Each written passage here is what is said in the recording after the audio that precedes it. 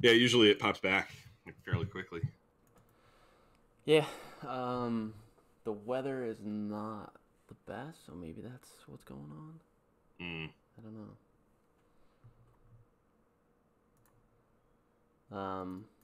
Anyways, we're still recording, so we're still good. I'll probably Okay. just cut this out. Yeah. Okay. Yep. Cool. Um, Not sure where I was when it actually cut, but I think I was summing up that I really liked the Sarah Amanda Yeah. Burnham stuff. I'm Yep. glad that they did it. I'm glad that they wrapped that arc up and that they had Mm-hmm. sort of a bookend to the stuff that we got in Brother with uh, Burnham being introduced to that family in flashback form.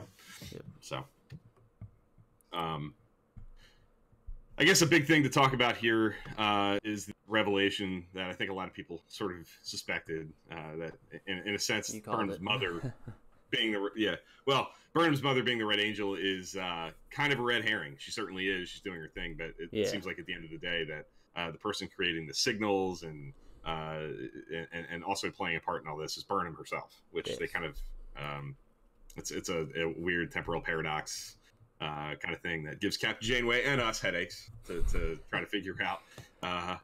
One reason to avoid ever using time travel is it gives your audience migraines. But evidently, Burnham is going to play a factor with the Red Angel, like a recreation of the Red Angel suit, and she's gonna try to solve this problem that way. So, in a sense, she is the Red Angel as well Yep. as Burnham's mother. So, she is seemingly going to sacrifice herself in a sense. She's going to pull the Discovery into the future to keep it away from Control, Mm-hmm. because Control needs that sphere data for all that stuff we just talked about with the Penske file, Yeah. which admittedly is somewhat vague Mm-hmm. and will lead to all kinds of debate and discussion for years to come about why and how and how it all adds up.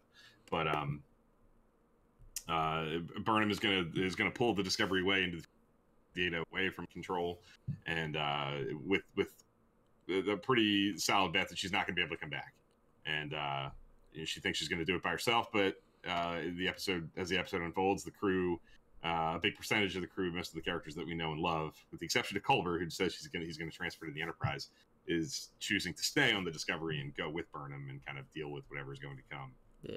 with her, which I thought was a really cool moment. And I didn't really see it coming. I didn't know how this was all going to play out. One of the like about the season of Discovery is that I don't know where it's going. Like it is successfully keeping me on my toes, and I have been surprised by things.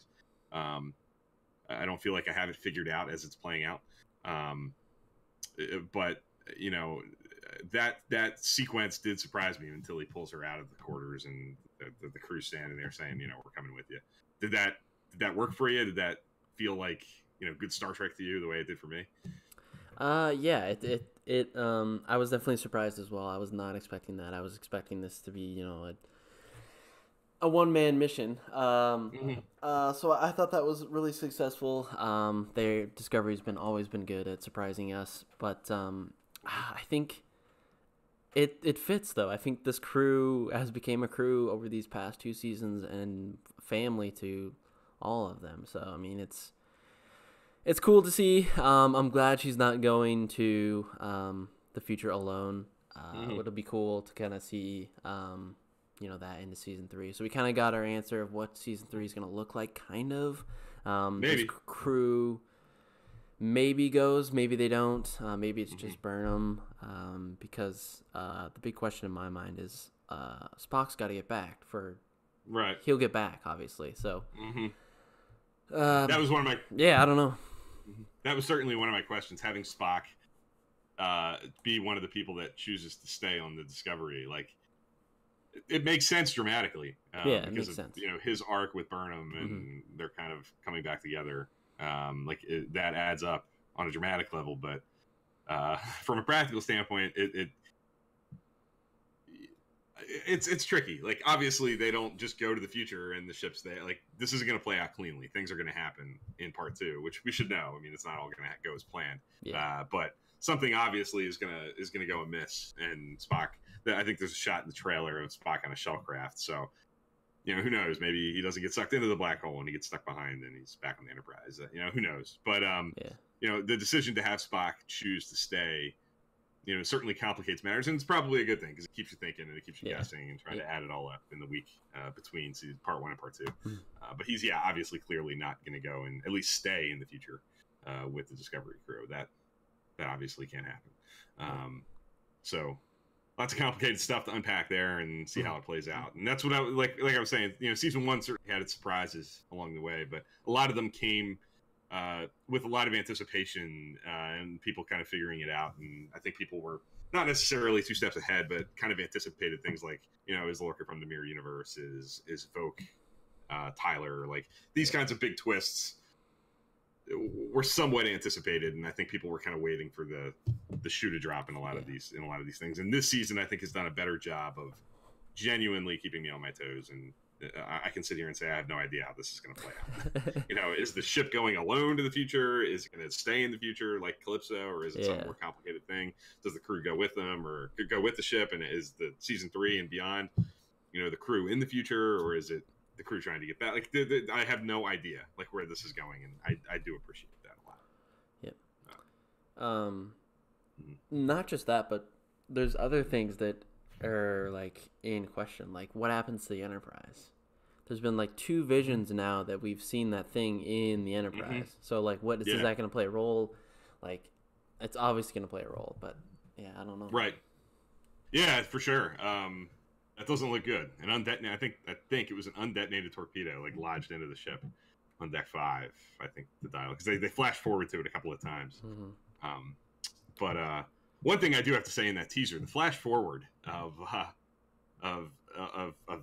things going bad on the Discovery Bridge with the crew being mowed down, that reminded me of Deadlock in Voyager, and it reminded me of Twilight and Enterprise. And they're the 2 episodes that I always kind of cite as like, that's when I know I'm in love with the show and the crew. Like watching them die and watching them get viciously mowed down. Like, realize, man, like I really love these people.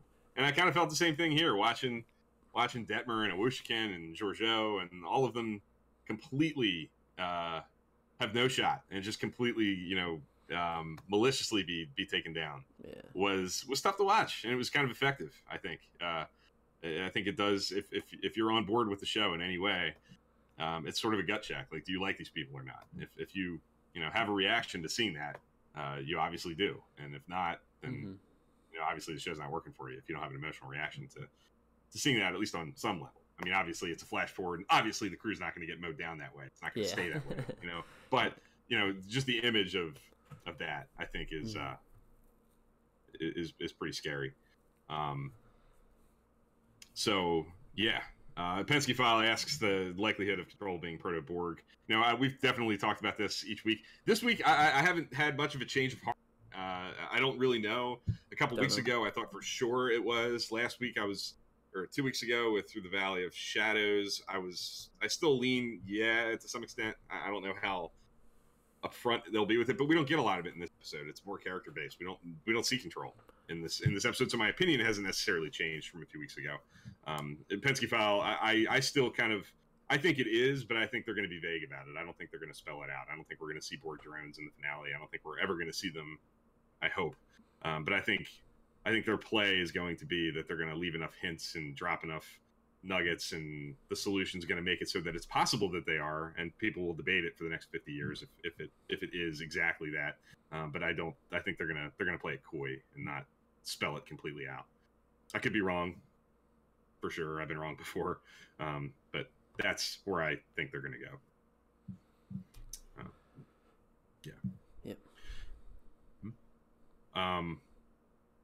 And I've said before, my prediction is that Discovery obviously is going to get through the future. The only way that I see that likelihood making some sense that it leads to the Borg is if somehow their solution involves not only the sphere data via the Discovery being thrown way into the future, but if Leland and Control are thrown way into the past and have lots of time to develop and evolve and move forward. Leading up to the time that we know the Borg, I can get down with that. I can accept that on a lot of levels, because my understanding of the Borg has always been that they've been around a lot longer than the 100 years that this would be staying. If this is just the beginning of them, um, this is like if Leland is patient zero for the Borg, and this is just they're stuck in the 23rd century and they don't get thrown back in time and have all that time to evolve, then I have a harder time accepting that. Yeah. But we'll see. I suspect we'll get some answers, but not all answers on Thursday. Yeah. Speaking of character moments, what did you think of Burnham addressing the crew, and then the crew dressing down Pike at the end? I loved all that stuff. I like that this episode takes those moments seriously and lets them breathe. I thought Burnham's speech was great. I thought it was very much in keeping with Burnham. Like that's who she is. She would totally give that speech, and it adds up. I think Sonequa Martin Green kills it. She's great as always, and I particularly love Pike's send off on the bridge. Like that to me is like a big highlight for the season. It feels very meta. It feels like the cast giving Anson Mount his send off too. Mm-hmm. Like it feels very much a two-hander that way. Because one of the things that they really early in the season, leading up to the season starting, is that Pike is the captain they need after Lorca. He's going to kind of restore their faith in Starfleet and make sure that they're like bought into the right ideology of Starfleet. Going back, he's the kind of the moral compass to make sure that they're pointed in the right direction moving forward. That's kind of the promise that they kind of laid out before the season premiered, and they've certainly touched on that throughout. But this felt like a culmination of that. That they appreciate what he did for them in that way. He is the prime example of Starfleet captain, and set the tone for what this crew is going to be moving forward. So I loved all that stuff. That definitely got me. What about you? Did it work for you as well as it worked for me? Yeah, it worked, and then some. You guys know I loved Pike and everything. I think it was the perfect moment. It wasn't too much. It wasn't too little. It wasn't over the top. I think it worked really well. I think Anson Mount looks really good in Command Gold. He looked pretty sharp. Yeah, it was great. I love that. I love moments like that with, like those bigger character moments that you can feel the weight of their relationship. We've seen in season 1 and in season 2, but this kind of moment has a special place in my heart because I'm such a big Pike fan and a fanboy. So, yeah, it worked for me for sure. Yeah, I'm with you. I appreciate everything that Pike has meant to the show and what he's brought to the table. And I think one of the things that this season's been pretty successful with doing is, kind of throwing in these little moments throughout the season where the crew starts to feel more like a family. I feel like they're evolving into that classic Star Trek. Like moments like not this episode, but the one before where they're in the mess hall. We talked about that last week. Little scenes like that, the funeral for Arium, like there are these little moments in that that really drive home this, the Starfleet crews are families, and it's a ragtag group of people that come from all walks of life, and otherwise wouldn't be in the same place doing the same thing without Starfleet. I think that those kinds of scenes, Burnham saying goodbye to the crew and them all having that like collective emotional reaction to that happening, and the potential of that happening, and then Pike leaving, it continues to drive that kind of stuff home.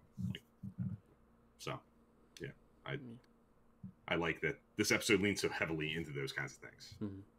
Like it's driving home that arc of the crew, molding into a Star Trek crew in the way that we're kind of used to with the other shows. Yes. Yep.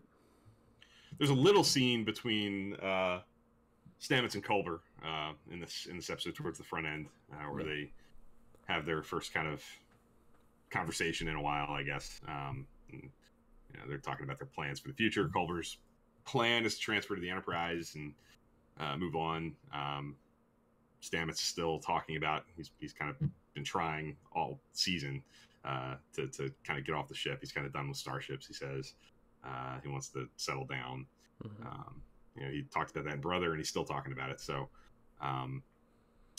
did that scene work for you? That's sort of just another example of like this episode being focused on these like one-on-one kinds of character moments and bigger character moments too, like scenes we just talked about, goodbyes. But yeah, I think it worked for me. I think it was a combination of the characters' performances and also the writing. I think the writing was really strong. I think you can tell that there is the weight to these conversations, that they have a past, that they want to say more but they can't, and they're worried, and it was really strong. And I think that it was kind of almost like a breakup. I feel like it's just getting more and more real that they're broken up. So right. Yeah, that's the thing. I think it has this like sort of bittersweet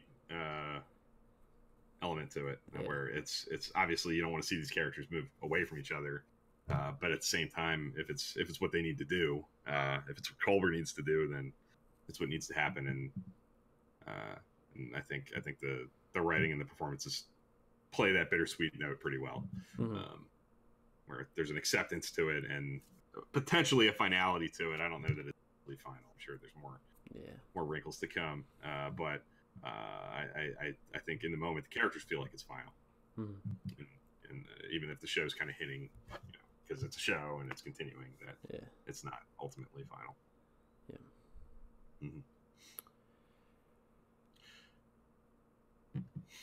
Penske File, we'll definitely hit that as we're wrapping up the conversation. That's a really good question.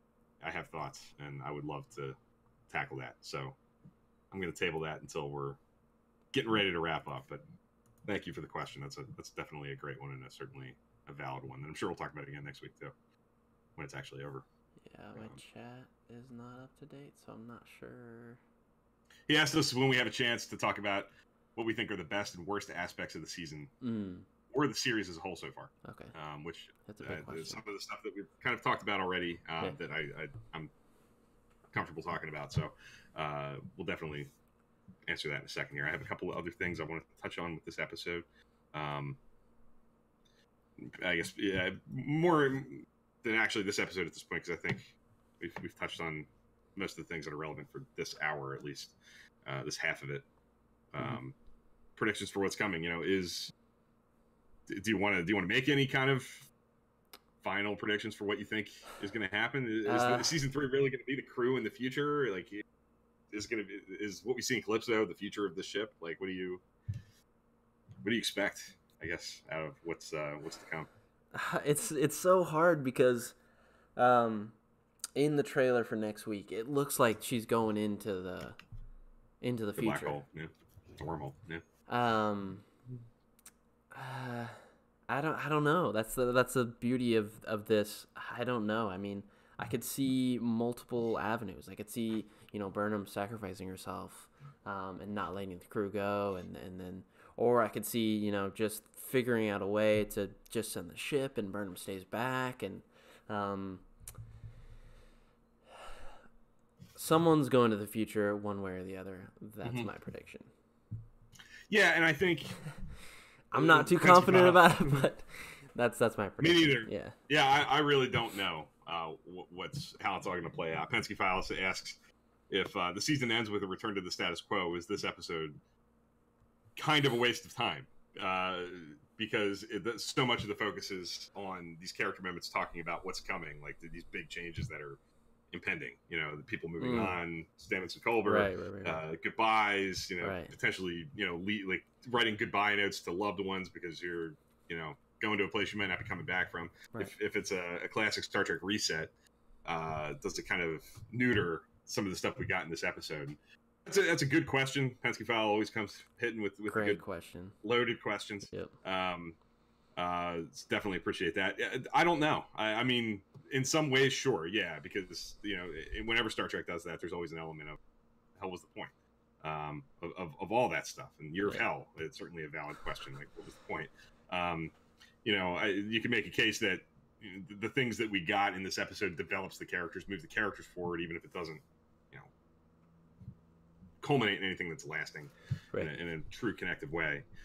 But sure, yeah, there will be an element of I'll be disappointed if it's a true reset, if it's a total return, like everything's all good and there's not a big change. I feel like I'm being promised a real kind of earth-shattering finale, and I'm kind of counting on the show to deliver something that's like wow, like a kind of a real surprise, and not an easy solution that's like, everything's good, staying in the current timeline, no big changes. I think a lot of people will be kind of disappointed by that. Yeah, I suspect. I don't know what I suspect. I think the ship's going to the future. I think Calypso pretty well defines that. Like I said last week, I think the real question here is, does Burnham and the crew go with it in any kind of lasting way, or do they figure out a way to not go that far into the future? I don't know. I really don't know. I'm anxious to see, like, I echo what I just said about the disappointment that would come if it's a total reset, and everything's all good. But I don't see how that happens. So my fingers are crossed. Yeah, and I've seen a lot of people involved with the show running say that this ending is going to be, earth-shattering, I guess. So I mean, you could say that about everything, but I don't know. I have to Penske, yeah. He's asking, in Calypso, hasn't the ship been alone for 1,000 years? The ship's certainly been there for 1,000 years, but I don't know. I just watched it, and I don't know that it's clearly spelled out that the ship's been abandoned for 1,000 years. Crew didn't just leave it; it's been alone for a while, if you remember correctly. Yeah, I mean, for a while for sure, but I don't know that it's certainly not defined enough to know without a shot. I didn't come away from Calypso going, "Yep, the ship goes there alone, no doubt about it." The last the ship is ever boarded and is ever occupied is before it goes through that black hole. But I don't know. I mean, it's certainly vague. There's questions in Calypso for sure, but I would certainly encourage everyone to watch Calypso. If there's something you watch, I think before this last episode, I would say it's probably Calypso. Just because there's a lot of dialogue between Aldous Hodge and the computer about like what happened, and there's talk of like the one shuttlecraft that's left on the ship, and that there's a lot of that. So like that had me thinking, because the preparations for this battle that's about to come, they've retrofitted shuttlecrafts, and everything is all out. the shuttles are out, and so one shuttle being left, like what's the significance of that shuttle? Why is that untouched? It doesn't have a name yet, like it's not commissioned to really, like there's weird dialogue about the status of that shuttlecraft, and so I don't know. I'm on my toes. I have mixed feelings about even like I was asked in these kinds of things, and even on Twitter, like, what are your predictions? What do you see coming? And part of me is like, it's fun to certainly think about that, and it's fun to bandy about like these possibilities. But part of me is like, I almost don't want to think about it too much. Part of me wants to just see it play out and be ready for whatever they do, right? And let my opinion not be shaped too much by my own. It's got to be this or it should be that. Kinds of expectations. So we'll see. I'm sticking with my prediction that I think the ship goes way to the future. I think Leland goes way to the past in an effort to keep them far, far apart for forever. And I think Leland's patient zero for the Borg. But I think they'll be vague about it, and I think it'll be vague enough for questions to be asked and conversations to be had for decades to come. But I have no idea what season 3 is going to look like, because I don't know what it all means. So I'm ready to find out. But going back to that question that he asked us, the Penske file, best and worst aspects of this season so far. With an episode to go. Are you comfortable making a declaration about that? Yeah, I mean, I think it's tough. I think best, I'll start with best, and then I'll see what your best is. I think the characters... they did a good job of developing the characters. I think that characters and relationships, I feel like that's what they kind of focused on a little bit more this season, and I think that's one of the strongest things that I've noticed, a change from season 1 to season 2, that the best is the relationships and the character development that we've seen. Mm-hmm.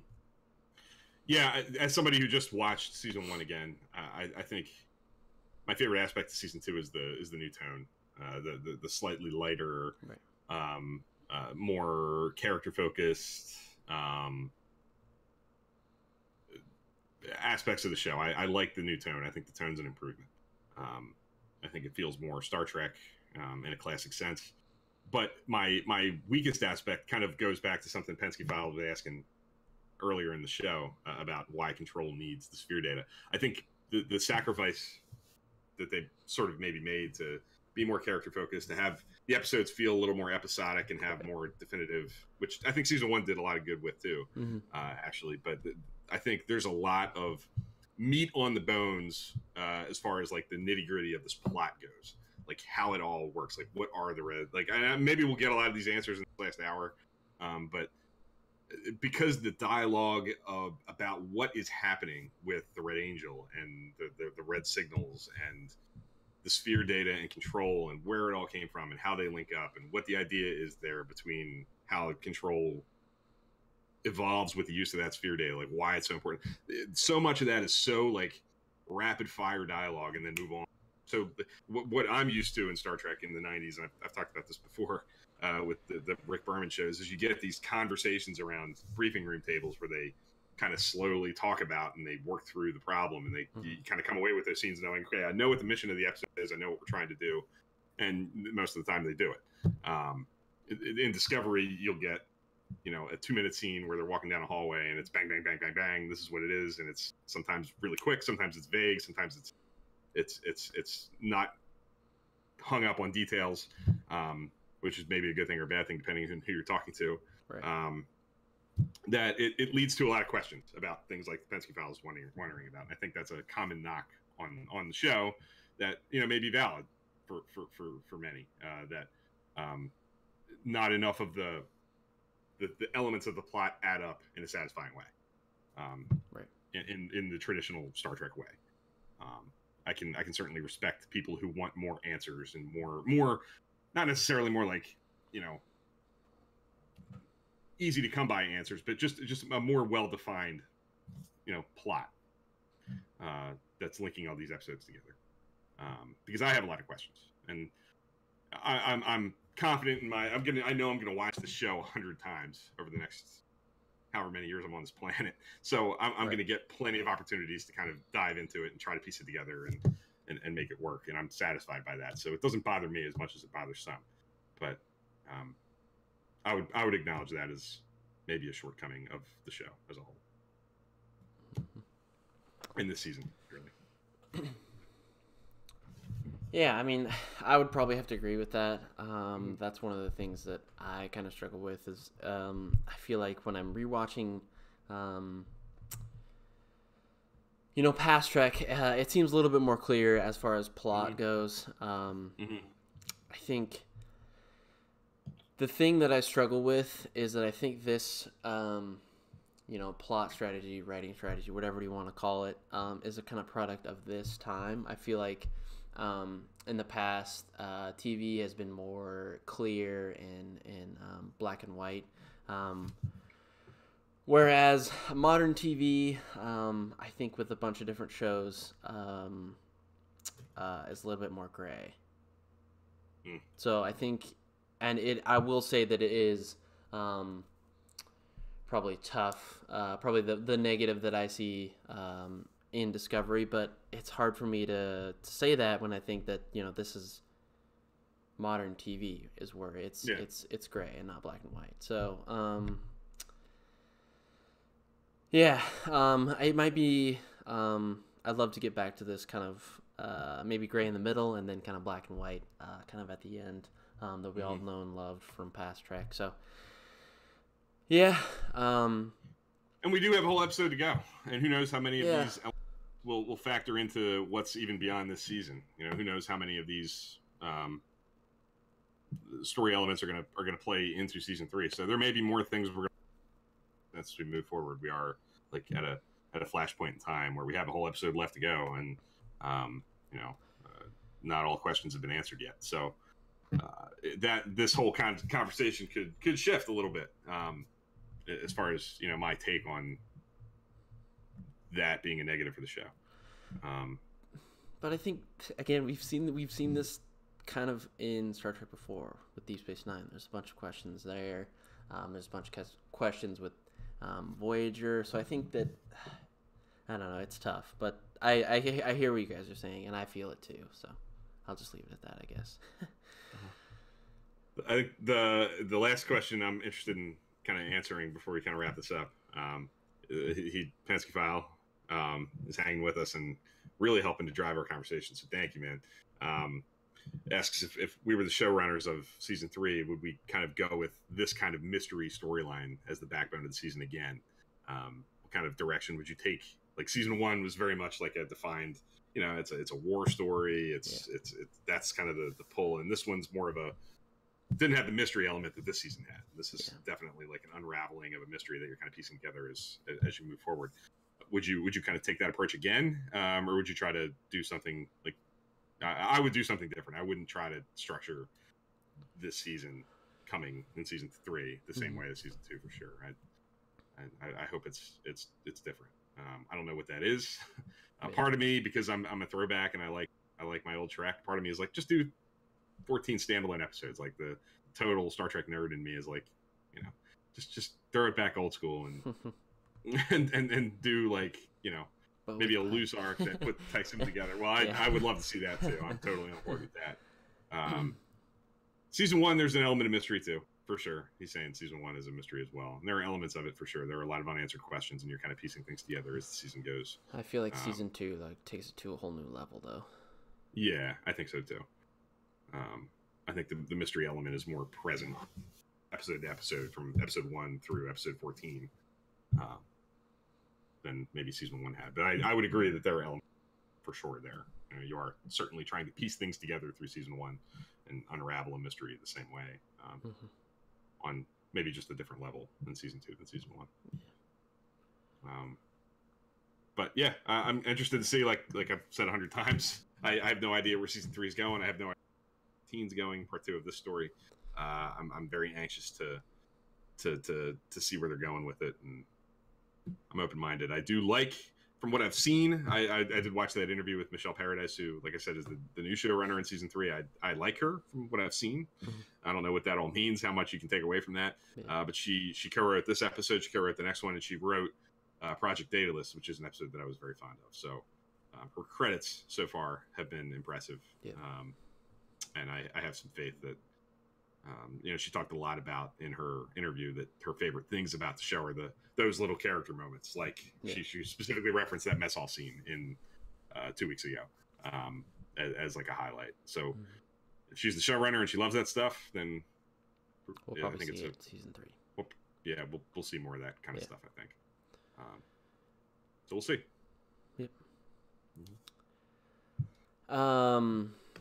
Any further questions or want to wrap up? I don't have any Star Trek content. I think that right now it's a little bit of a lull point. I think looking at my podcast feed, there's nothing that jumps out at me except for Discovery content. Maybe that's just because I'm in Discovery mode, but likewise with the final push through season 2 of Discovery, most of my Star Trek content has come in the form of Discovery recaps and such. The Inglorious Treksperts podcast just put out a live show where they're talking about Star Trek V: The Final Frontier, which I'm looking forward to listening to. I haven't listened to it yet, so I can't comment beyond Still no that it's Cybok, there. Though. No Cybok. Cybok's off looking for Shaka Ri. Yeah. Before anything we see in Discovery, I guess. One more to go. We'll certainly tackle the finale next week, and then the week after that, I think we'll do like a recap of the season as a whole. I'm looking to have some episode rankings and Trekkie awards potentially for that season to talk about, to kind of wrap up the season as a whole. And then as we get into May, we'll go back to our old school free for all kinds of topics. We can do anything we want. We can talk about any of the shows. We can talk about, we can cover the gamut. There's no end to what we can kind of cover. We'll be out of the Discovery box for foreseeable future. So looking forward to that. I'm looking forward to seeing how this obviously wraps up with Discovery, like I've already said many times. But I'm definitely as excited about going back to our kind of roots and covering whatever we feel like week to week. Yep. Yeah, I guess we'll start wrapping up. You guys know the drill. Gotta go follow Twitter. Bill and I are always talking throughout the week, whether it be rewatches, rankings, whatever topics. Been trying to start something every week, just kind of supplement that with the Discovery content. So, yeah, follow us on Twitter, Facebook, Discord channel. You guys know the drill. And we'll be back next week to cover the finale. It's crazy. Yeah. It is crazy. Yep. Yep. Thanks for watching, everybody. Thank you, Penske File, for all the questions. Steer us. Definitely appreciate it. He is the man. He is the man.